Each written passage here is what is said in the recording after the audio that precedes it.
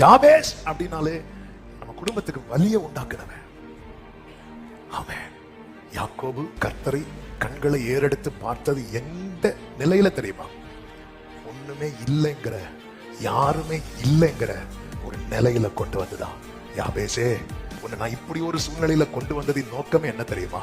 நீ உன் மனச, உன் கண்களை உன்னை சுற்றி இருக்கிறவர்கள் மேலல்ல, உன்னை ஜெனிப்பித்தவர் மேல நீ வைக்க வேண்டும் என்பதற்காக. யாபேஸ் பார்த்தான், என்ன வலிய உண்டாக்குறவன் சொல்லிட்டு இருக்காங்க, இல்லைங்கிறது நான் ப்ரூவ் பண்ணணும். ஆமே.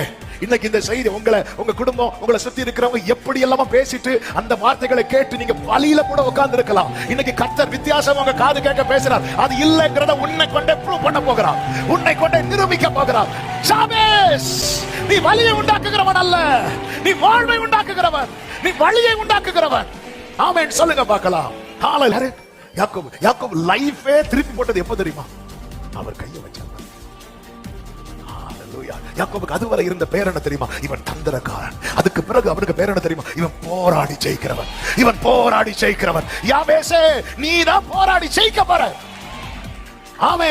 துக்கத்துல உன்னை உட்கார வைப்பதற்கல்ல, கர்த்தர் உன்னை இந்த பாதையில் நடத்துகிறது. நீ துன்பத்தின் நடுவில் நடந்தாலும் நீர் என்னை உயிர்ப்பித்து, உமது கரம், உமது கரம், உமது கரம், உமது கரம். போராடி ஜெயிக்கணும். அப்பா கைய வச்சுட்டாரு, போராட ஆரம்பிச்சுட்டான். அடையாளம் மாறினது.